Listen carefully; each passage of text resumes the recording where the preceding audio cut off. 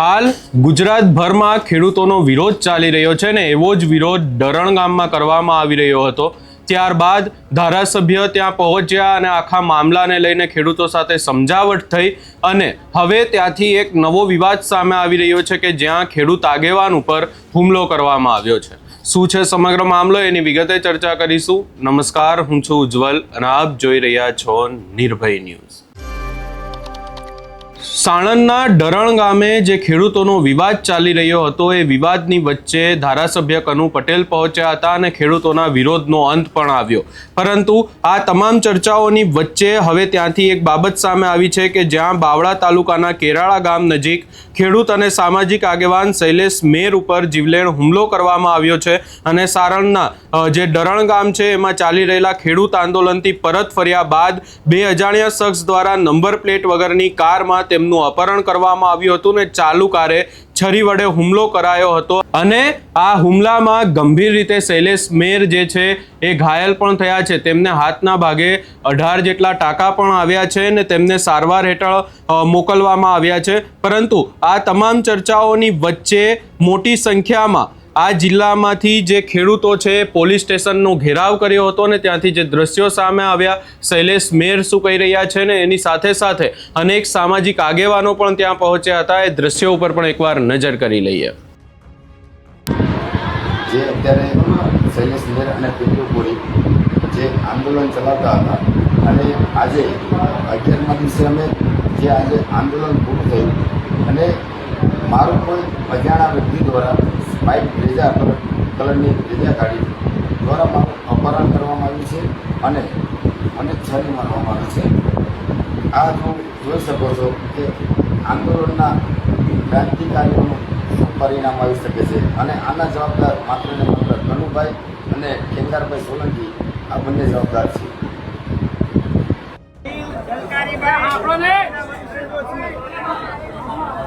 કોઈથી આપણે ડરવાનું નથી।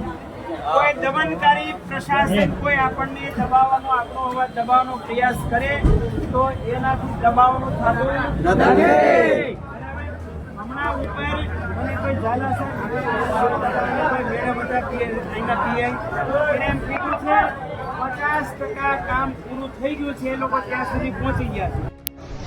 દરેક ગામ સાકોડ બેડાલ વાસણા બધાને આજુબાજુના ઘણા ગામના કેટલાય ગામના આગેવાનો ખેડૂતો માતાઓ આવી ગયા। આ સમાજની એક તો એકતા 10 દિવસની લડાઈમાં મને એમ લાગે છે ગુજરાતમાં જેટલા ખેડૂત આંદોલનો ચાલી રહ્યા છે એમાં પહેલું આંદોલન ડરણ ગામનું છે જ્યાં કોળી સમાજ એકતા દેખાડીને એનું પરિણામી થયેલું।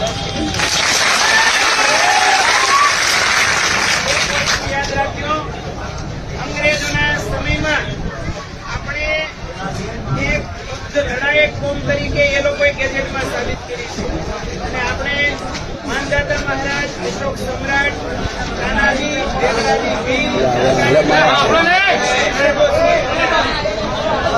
કોઈથી આપણે ડરવાનું નથી। કોઈ દમનકારી પ્રશાસન કોઈ આપણને દબાવવાનો આપણો અવાજ દબાવવાનો પ્રયાસ કરે તો એનાથી દબાવવાનું જે બનાવ બન્યો છે એના સખત શબ્દોમાં વખોડીએ છીએ। જો તમે કોળી સમાજનું અને આ ડરણ ગામના ખેડૂતોનું જે તમે એમની સાથે રહ્યા અને આ સરકારના ગેરકાયદેસરના કૃત્યોની વિરુદ્ધમાં જે આંદોલનમાં સફળ થયા એના મન દુઃખ રાખી આ શાસકોએ, ભારતીય જનતા પાર્ટીના લોકોએ જે તમારી સામે આ હિચકારું કૃત્ય કર્યું છે એના સાણંદ તાલુકા કોળી સમાજ અને બાવળા તાલુકા કોળી સમાજ સખ્ત શબ્દોમાં વખોડી કાઢે છે અને આ બનાવની ગંભીર બનાવની તટસ્થ પોલીસ તપાસ કરવામાં આવે અને કાયદેસરની કાર્યવાહી। આ સિવાય આ લોકો જે 2 જણા છે એના એ 2 જણા જે પકડાવાના છે એમની ગાડી સીસીટીવીમાં આવેલી છે, એમની સાથે કોણ સંપર્કમાં હતા ખાસ તો એ પકડવામાં આવે તો આ જે બનાવ બન્યો છે અને આની પાછળ કોણ સંડોવાયેલા છે મોટા માથા એ પકડાશે। પોલીસને વિનંતી કરીએ છીએ કે આના તટસ્થ તપાસ કરી અને આ જે કૃત્ય કરવા માં આવ્યું છે એના સાચા ગુનેગારોને પકડીને એમના પાછળના લીડરોને પકડવામાં આવે એવી હું માંગ કરું છું.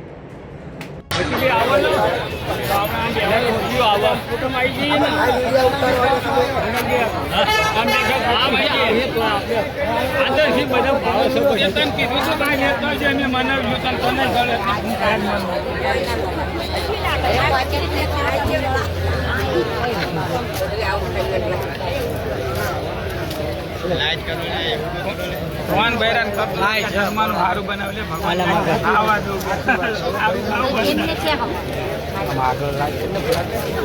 સારું તારું કરે કે જો ના લે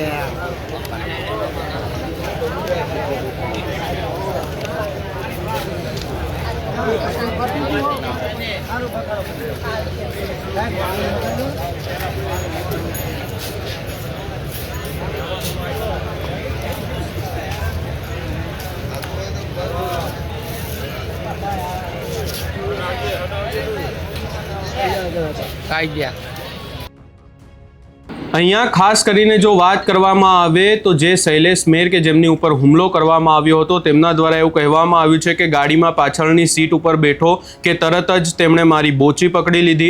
મેં મારો બચાવ કરવા માટે ગાડીનું સ્ટેરિંગ પકડી લીધું, જેના કારણે હુમલાખોરોએ મારા હાથ ઉપર ચાકુથી ઘા માર્યા. હુમલા દરમિયાન કાર ધીમી પડતા જ હું દરવાજો ખોલીને બહાર કૂદી પડ્યો અને મારો જીવ બચ્યો હતો.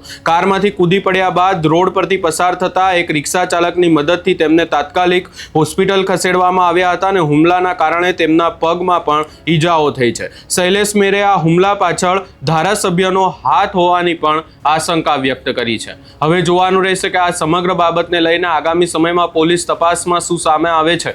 આ સમગ્ર બાબતે તમારો શું અભિપ્રાય છે એ અમને કમેન્ટ કરી જરૂર જણાવશો અને અમારી ચેનલ નિર્ભય ન્યૂઝને લાઇક, શેર, સબસ્ક્રાઇબ કરવાનું ભૂલશો નહીં.